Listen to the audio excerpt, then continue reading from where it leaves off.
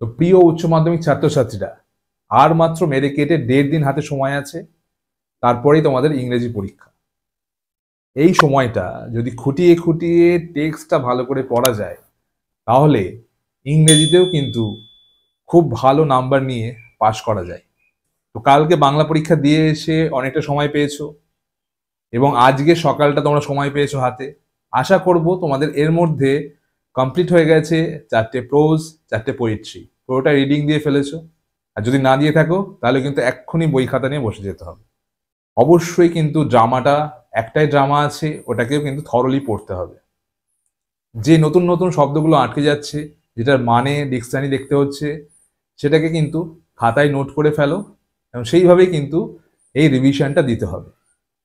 সাথে সাথে প্রত্যেকটা পোয়েট্রি এবং প্রোজ থেকে প্রত্যেকটা প্রশ্ন কিন্তু 4টে 4টে, কোনোটা কিন্তু বাদ দিলে হবে না।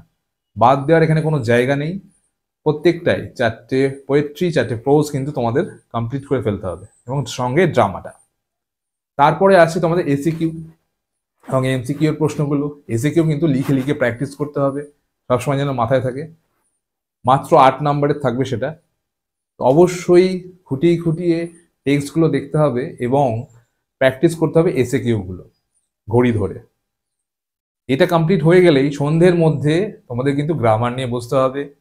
গ্রামারের মোটামুটি তোমরা টেস্ট পেপার থেকে 8টা থেকে 10টা পেজ কমপ্লিট করো, প্র্যাকটিস করো, তাহলে কিন্তু অনেকটা তোমাদের এগিয়ে যাবে এই বিষয়টা।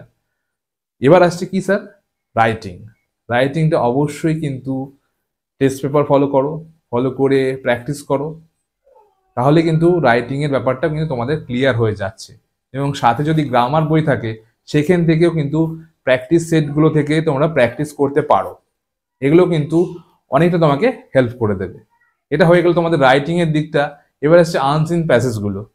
এটাও তুমি টেস্ট পেপারে হেল্প নাও, খুব বেশি নয়, 8টা থেকে 10টা পেজ যদি সলভ করে ফেলতে পারো আজকের মধ্যে, কি কি করলে তোমাদের, তোমরা তো পোয়েট্রি, প্রোজ এবং তোমাদের ড্রামা রিডিং পড়ে কমপ্লিট করে ফেলেছো।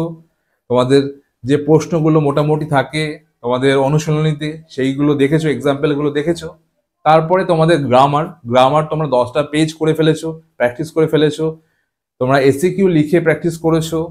যে শব্দগুলো তোমাদের আটকাচ্ছে সেইগুলো তোমরা ডিকশনারি থেকে তার মানে লিখে ফেলেছো, একটা নোট ডাউন করেছো, একটা নোটবুক রেখেছো। তারপরে আসে তোমাদের রাইটিং। রাইটিংটা তোমরা প্র্যাকটিস করলে তোমাদের গ্রামার বই থেকে, বা তোমরা করতে পারো তোমাদের টেস্ট পেপার থেকে। এবং তারপরে যে আনসিন প্যাসেজগুলো মোটামুটি 6টা থেকে 7টা যদি প্র্যাকটিস করে ফেলতে পারো, খুঁটিয়ে খুঁটিয়ে পড়ার অভ্যাসটা করতে হবে। কেন, আনসিন কোনোভাবেই কমন আসবে না, কোনো দিনই আসবে না, আসতে পারে না।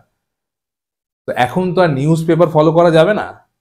কয়েকটা প্র্যাকটিস করলেই তোমাদের এই যে পড়ার অভ্যেসটা, আনসিনগুলো খুঁটিয়ে খুঁটিয়ে প্রত্যেকটা লাইন পড়ে ফেললে পরীক্ষার খাতায় কিন্তু কোনো রকম অসুবিধা হয় না, ওর ভেতর থেকেই প্রশ্ন আসে। তো যদি কমপ্লিট করে খুব ভালোভাবে পড়ার অভ্যাসটা তৈরি করে ফেলতে পারি 4-5টা প্র্যাকটিস করে, তাহলে কিন্তু এই জায়গাটা ইজি হয়ে গেল। এই হয়ে গেল তোমাদের কমপ্লিট হয়ে গেলো গোটা সিলেবাসটা কিন্তু। এবার কালকের দিনটা আমরা কি করব? পুরোটাই আবার সকালে উঠে ফ্রেশ হয়ে প্রোজ হোক বা পোয়েট্রি হোক আগে শুরু করলাম, 4টে শেষ করলাম, বা একটা প্রোজ পড়লাম, একটা পোয়েট্রি পড়লাম, এইভাবে একটা দুটো করে পড়তে পড়তে গোটা 4টে 4টে 8টাই কিন্তু কমপ্লিট করে ফেলতে হবে। তারপরে ড্রামাটাও কিন্তু রিভাইজ দিতে হবে, খুঁটিয়ে খুঁটিয়ে যে ওয়ার্ডগুলো দেখছো একটু খটোমটো লাগছে সেগুলো খুব বেশি করে মনে রাখার চেষ্টা করো, নোট ডাউন করো। এইভাবে যদি কমপ্লিট করে ফেলতে পারো, তারপরে আগামীকাল সকালে আমি একটা গ্রামার যে শর্ট ট্রিকগুলো হয়, ভয়েস চেঞ্জ বলো, ন্যারেশন বলো, বা আর্টিকেল প্রিপোজিশন কোন কোন জায়গায় কোনটা ব্যবহার হয় সব থেকে বেশি, সেটা নিয়ে একটা ভিডিও কালকে আমি সকালবেলা দিয়ে দেবো। তো সেইটা দেখে ফেলো। তারপরে কিন্তু কমপ্লিট হয়ে গেল এই গ্রামার, প্রোজ, পোয়েট্রি, ড্রামার দিকটা। আর থাকছে আনসিন প্যাসেজ। তোমরা যদি চাও কালকে আবার নতুন কয়েকটা পড়ে প্রশ্নগুলো বের করে একটা প্র্যাকটিস সেট করতে পারো। এবং লাস্টে থাকছে তোমাদের রাইটিং। রাইটিংটা যদি ঘড়ি ধরে, হ্যাঁ, কয়েকটা আনকমন গ্রামার বই থেকে হোক বা তোমাদের টেস্ট পেপার থেকে হোক যদি নিয়ে প্র্যাকটিস করতে পারো, তাহলে কিন্তু তোমাদের পরীক্ষায় ইংরেজিতে বেশি নাম্বার পাওয়ার থেকে কেউ আটকাতে পারবে না। এইভাবে যদি তোমরা ফলো করো এবং টাইমটাকে তোমরা ম্যানেজ করে ফেলো, ধরো আমি আশা করছি তোমাদের গতকাল সন্ধ্যে থেকে রাত পর্যন্ত এবং আজকের যে গোটা সকালটা তোমরা পেয়ে যাচ্ছ দুপুর পর্যন্ত, এর মধ্যে তোমাদের পোয়েট্রি, প্রোজ এবং ড্রামা কমপ্লিট হয়ে গেছে, রিভিশন হয়ে গেছে একবার, এবং বড় প্রশ্নগুলো তোমাদের তৈরি হয়ে গেছে, একবার করে তোমরা দেখে নিয়েছো।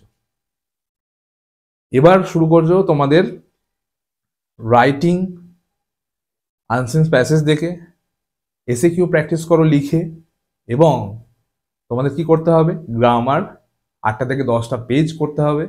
তাহলে কিন্তু এই জায়গাটা সড়গড় হয়ে যাচ্ছে। গ্রামারের ক্ষেত্রে তোমাদের বেশিরভাগই থাকে ফ্রেজাল ভার্বও কিছু থাকে, তোমাদের আর্টিকেল, প্রিপোজিশন থাকে, তোমাদের ওখানে শূন্যস্থান দিয়ে দেয়, সেটাতে করতে হয়, এবং থাকে কি ভয়েস চেঞ্জ, একটা ন্যারেশন এরমভাবে কিন্তু, বা সেন্টেন্সের কমপ্লেক্স সিম্পল এটা থেকে চেঞ্জ করা দিয়ে দেয়। এই প্রত্যেকটা গ্রামার কিন্তু তোমাদের কি টেক্সট থেকে, টেক্সট যদি তোমরা একবার ভালো করে রিভাইজ দিয়ে ফেলতে পারো, আশা করছি সেটা তোমরা করে ফেলেছো, তাহলে কিন্তু গ্রামারে কিন্তু তোমাদের আটকানোর কোনো জায়গাই নেই। এইভাবে যদি প্র্যাকটিস করে থাকো এবং যদি আজকের দিনটা এইভাবে ইউটিলাইজ করো, এবং আগামীকাল আমি একটা সকালবেলা ভিডিও দেব গ্রামারের কিছু সহজ পদ্ধতিগুলো, সেটা যদি একবার দেখো, খুব কম সময় লাগবে তোমাদের সেটা দেখতে, তো সেটা যদি দেখে ফেলো, আশা করব তোমাদের 19 তারিখে ইংরেজি পরীক্ষাটা খুবই ভালোভাবে তোমরা দিতে পারবে এবং খুব ভালো নাম্বার নিয়ে পাস করতে পারবে। তো চ্যানেল নতুন হয়ে থাকলে রিকোয়েস্ট করবো অবশ্যই সাবস্ক্রাইব করে জুড়ে থাকার জন্য, আগামীতে আরও নিত্য নতুন ভিডিও দেখার জন্য অবশ্যই বেল আইকনটা প্রেস করতে একদম ভুলো না। ভিডিওটা অবশ্যই লাইক করো এবং শেয়ার করো তোমার ক্লাসমেটদের সাথে। আর তোমাদের কোনো রকম জিজ্ঞাসা থাকলে অবশ্যই কমেন্ট করে জানিও। ভালো থাকো সবাই, পরীক্ষার জন্য সবাইকে বেস্ট অফ লাক।